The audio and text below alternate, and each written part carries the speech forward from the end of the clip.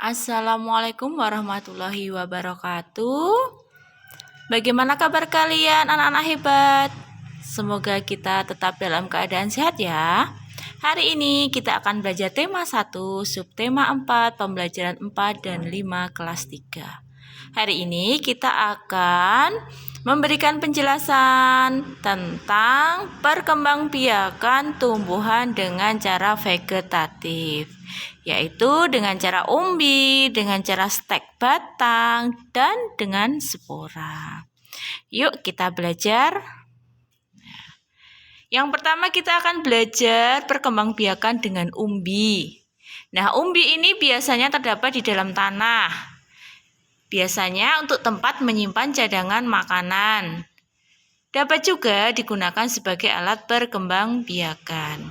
Nah, contoh umbi itu ada di sini. Yang memiliki umbi ada bawang merah, ada wortel, ada ubi jalar. Itu adalah beberapa contoh umbi. Nah, umbi dibagi menjadi 3 ya. Ada umbi lapis, ada umbi batang, dan ada umbi akar. Nah, yang pertama umbi lapis. Mengapa disebut umbi lapis ya? Karena umbinya tersusun dari pangkal daun yang berlapis-lapis. Anak-anak pernah mengiris bawang merah atau melihat ibu mengiris bawang merah? Nah, di sana ada lapisan-lapisannya, maka disebut umbi lapis. Nah, contoh tumbuhan yang berkembang biak dengan umbi lapis itu ada bawang merah, ada bawang putih, bawang bombay juga ada, bunga tulip dan bunga bakung. Ternyata ketika kita cabut tanamannya, di ujungnya juga ada umbi, dan ini sebagai alat perkembangbiakannya. Nah, perkembangbiakan tumbuhan dengan umbi lapis ini ketika kita menanam umbinya, menanam bawang merahnya, maka dia akan tumbuh daunnya, tumbuh pangkal daunnya yang baru, lalu dia akan tumbuh menjadi tumbuhan yang lebih dewasa. Lalu yang kedua itu ada umbi batang. Nah, umbi batang ini biasanya cadangan makanannya berada pada batang yang mengembang. Jadi batangnya ini mengembang jadi besar. Nah, tumbuh tunas di bagian batangnya. Nah, nanti batangnya ini menjadi kentang. Nah, kentang ini ketika kita tanam atau ubi jalar kita tanam, maka di dalam ubi jalar atau kentang itu nanti akan tumbuh tunas seperti gambar ini ya. Nah, ini contohnya umbi batang itu terdapat pada kentang dan ubi jalar, atau kalau orang Jawa telo pendem. Nah, yang ketiga itu ada umbi akar. Nah, umbi akar ini menyimpan cadangan makanannya di akar yang mengembang dan tumbuh tunasnya di umbi akarnya. Nah, ini cadangan makanan itu apa sih? Kok dari tadi kita bicara cadangan makanan ya? Nah, cadangan makanan itu adalah bagian dari tumbuhan yang bisa kita manfaatkan, misalnya wortelnya, kentangnya, tadi seperti itu ya. Nah, ini kalau umbi akar ini berarti akarnya yang bisa kita manfaatkan. Contohnya apa? Wortel, contohnya lobak. Lobak itu seperti wortel tapi putih ya. Nah, lalu selanjutnya dengan stek batang. Ini contohnya ada ketela pohon. Nah, stek batang itu hanya kita potong batangnya lalu kita tanam, dia akan tumbuh menjadi pohon ketela pohon. Nah, singkong ini dalam kehidupan sehari-hari disebut juga umbi, tetapi dia berkembang biaknya dengan stek batang. Nah, umbi-umbi ini seperti ketela ini bisa dijadikan berbagai bahan makanan ya. Misalnya tadi umbi batang, kentang untuk bahan makanan buat sayuran. Umbi lapis juga tadi misalnya bawang-bawangan bisa digunakan untuk bumbuan. Lalu umbi akar, wortelnya juga bisa untuk membuat makanan, buat sup juga bisa. Nah, kalau ketela pohon ini banyak sekali yang bisa dibuat dari ketela pohon. Contohnya ada ceriping, ada getuk, ada apa lagi ya? Nah, masih banyak ya makanan yang bisa dibuat dari ketela pohon. Ada cemplon juga bisa, ada gatot. Nah, itu adalah berbagai macam makanan yang bisa dibuat dari pohon singkong, yaitu ketelanya ya. Nah, selanjutnya spora.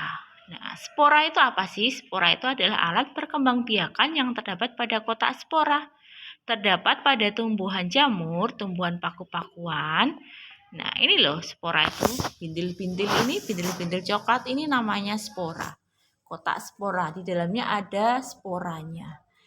Nah, ini contoh tumbuhannya. Mungkin anak-anak pernah lihat ya. Itu ada tumbuhan paku ekor kuda, ada tumbuhan paku-pakuan. Nah, tumbuhan ini mungkin sering anak-anak lihat, tapi anak-anak tidak tahu, belum tahu alat perkembangbiakannya apa. Nah, mulai hari ini anak-anak jadi sudah tahu ya. Nah, coba sekarang setelah Bu Guru ceritakan, anak-anak bisa menceritakan salah satu tumbuhan yang pernah kamu lihat. Tumbuhan tersebut berkembang biak dengan cara apa? Apakah umbi lapis, umbi akar, umbi batang, stek batang, atau spora? Nanti anak-anak ceritakan. Lalu ceritakan pula manfaatnya, misalnya untuk membuat ini, untuk hiasan, untuk memasak, dan sebagainya. Boleh. Nah, tuliskan dalam bentuk paragraf dan perhatikan huruf kapital di awal kalimat dan tanda titik di akhir kalimat.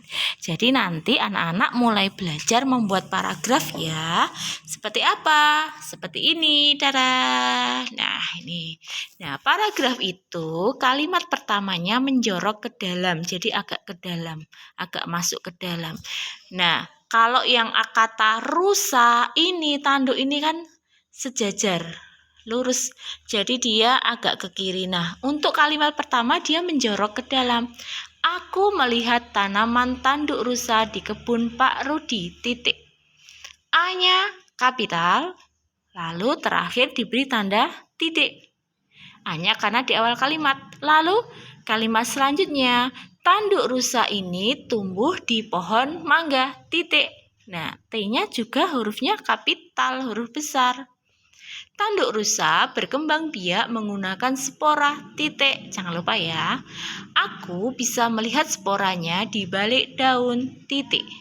Tanaman ini bermanfaat sebagai hiasan kebun Pak Rudi, titik. Nah, ini menjadi sebuah paragraf. Ingat, kalimat pertama menjorok, lalu jangan lupa huruf kapital di awal dan tanda titik di akhir kalimat. Nanti anak-anak boleh membuat beberapa kalimat untuk menjadikan sebuah paragraf. Contoh yang kedua. Suatu hari aku melihat bawang merah di dapur tumbuh tunasnya. Bawang merah ini berkembang biak dengan umbi lapis. Bawang merah memiliki manfaat sebagai bumbu dapur. Ibu sering menggoreng bawang merah. Aku senang memakan bawang merah goreng. Nah, seperti itu juga boleh.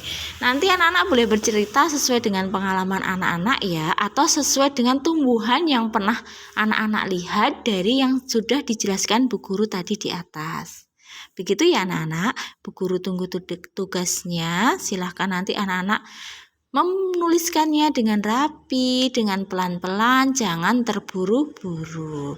Ingat ya, perhatikan kalimatnya, perhatikan tanda, perhatikan huruf awalnya, kapital, dan di akhir kalimat diberi tanda titik. Begitu anak-anak pembelajaran kita hari ini, semoga bermanfaat. Terima kasih. Wassalamualaikum warahmatullahi wabarakatuh.